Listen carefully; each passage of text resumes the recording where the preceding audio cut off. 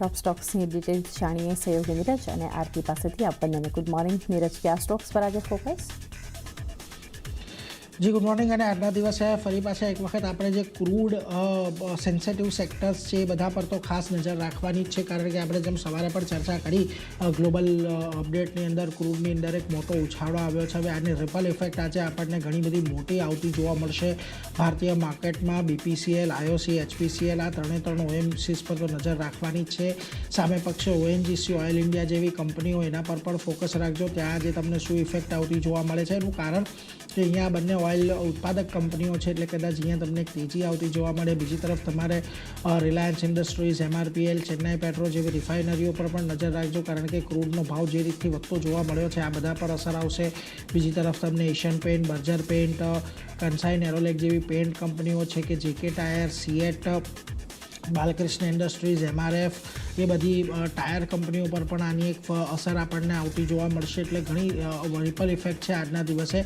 આ આખો દિવસ ચર્ચાનો વિષય તો રહેવાનો જ છે ક્રૂડનો, પરંતુ જે પ્રકારે આજે આ બધી કંપનીઓની અંદર આપણને એક ફોકસ આવતો જોવા મળશે એના પર ધ્યાન રાખજો. અને નિફ્ટીના ફ્રન્ટ પરથી ઇન્ટરગ્લોબ એવિએશન, ઇન્ડિગોમાં આજે તમને શું અસર આવે છે એ સૌથી મોટી વાત જોવાની રહેશે, કારણ કે આટલો મોટો ઉછાળો ક્રૂડ માટે સૌથી પહેલો હર્ટ અહીંયાથી ખાસ કરીને એરલાઇન કંપનીઓને કરતો હોય છે, એટલે એના પર પણ એક નજર આજના દિવસે રાખવાની રહેશે.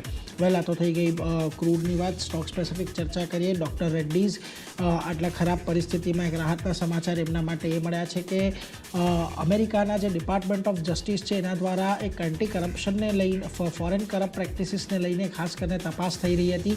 એ તપાસ અહીંયાથી હવે બંધ કરવામાં આવી છે અને કોઈ પણ ખાસ કરીને ભ્રષ્ટાચાર વિરોધી તપાસ સત્તાવાર રીતે બંધ કરી હોવાની વાત છે અને કંપની વિરુદ્ધ કોઈપણ પ્રકારના એન્ફોર્સમેન્ટ એક્શન લેવામાં નથી આવ્યા.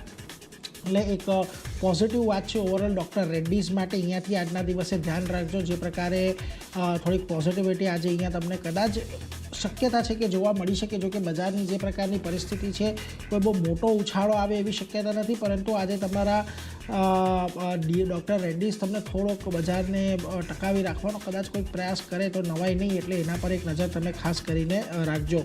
બીજી તરફ તમારે જીએનએફસી પર નજર રાખવાની છે. હવે આપણને ખબર છે કે જે પ્રકારે અત્યારે મિડલ ઇસ્ટનો તણાવ ચાલી રહ્યો છે અને ગુજરાતની જે પણ ગુજરાત ગેસ કંપની છે કે અન્ય જે કંપનીઓ છે એમના દ્વારા ફોર્સ મેજોર જાહેર કરીને એલએનજીની સપ્લાય બંધ કરવામાં આવી છે. હવે અહીંયા જે એલએનજીની સપ્લાય બંધ થઈ છે એને કારણે જીએનએફસીના ઉત્પાદન પર પણ અસર આવતી જોવા મળી શકે છે. કંપનીએ આજે કહ્યું છે 6 માર્ચથી જે જીએનએફસીએ એલએનજીની સપ્લાયમાં લગભગ 60% ઘટાડો થયો છે અને એલએનજીની ટ્રાન્ઝિટની સમસ્યાને કારણે પુરવઠો ખોરવાયો છે. અત્યારે તો યુરિયાના ઉત્પાદન પર એક અસર થવાની શક્યતા છે. અન્ય પ્રોડક્ટ પર કોઈ બહુ મોટી અસર આવે એવી શક્યતા નથી, પરંતુ ખાસ કરીને અહીંયાથી ધ્યાન રાખજો.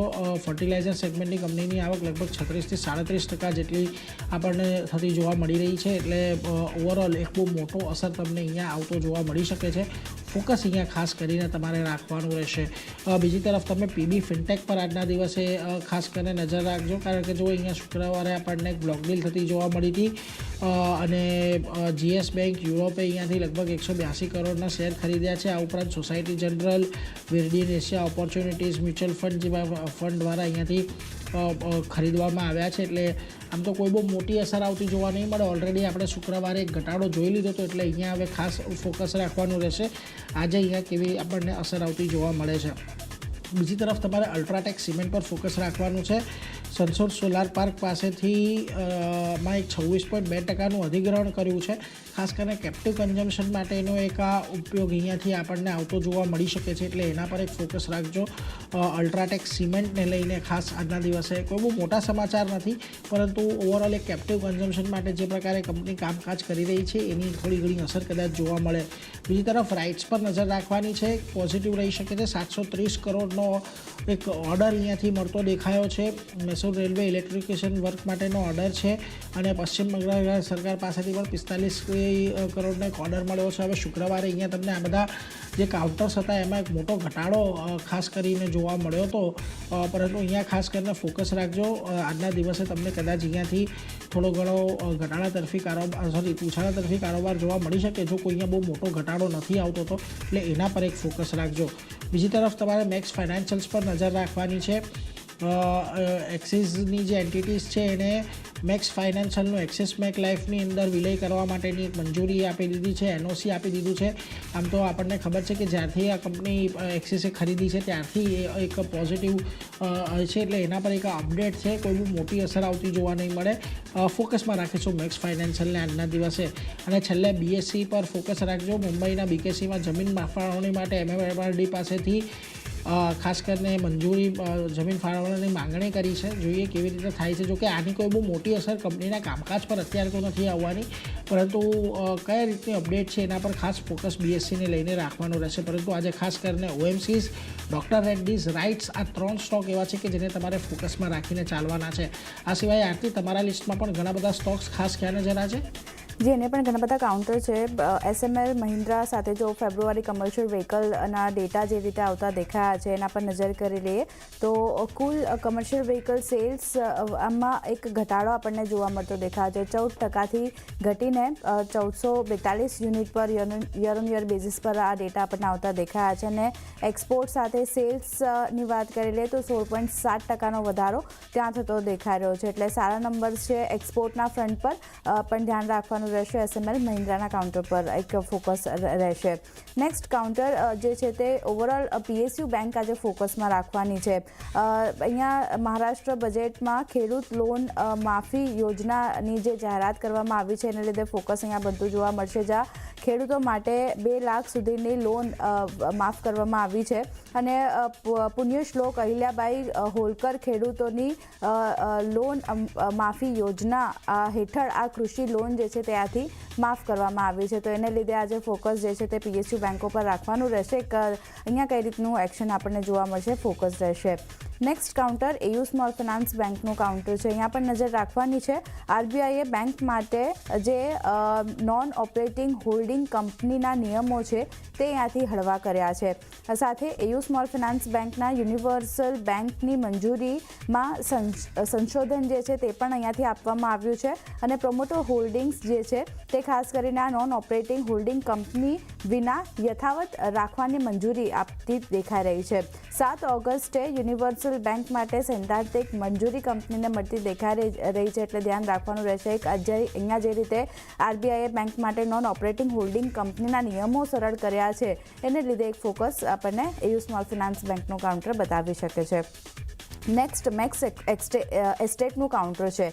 અહીંયા રેરા મંજૂરી મળતી દેખાઈ રહી છે. પોઝિટિવ સમાચાર છે. નોઈડા સ્થિત મેક્સ 1 પ્રોજેક્ટ માટે કંપનીને રેરા મંજૂરી મળી છે. અને 10 એકરમાં ફેલાયેલો આ પ્રોજેક્ટ લગભગ 2.5 મિલિયન સ્ક્વેર ફીટનું ડેવલપમેન્ટ તેમાં અહીંયા કંપની કરતી જોવા મળશે. અને કંપનીને 2000 કરોડના સેલ્સની અપેક્ષા પણ બનતી દેખાઈ રહી છે. વાર્ષિક ભાડાની આવક સાથે 120 કરોડની અપેક્ષા અહીંયા કંપની રાખી રહી છે. તો એક ધ્યાન રાખવાનું રહેશે. પોઝિટિવ એક્શન આપણને મેક્સ એસ્ટેટના કાઉન્ટર પર પણ બનતી આ સમાચારના લીધે જોવા મળી શકે છે.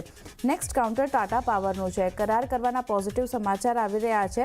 જ્યાં સેલ્સ ફોર્સ સાથે કંપનીએ કરાર કર્યા છે.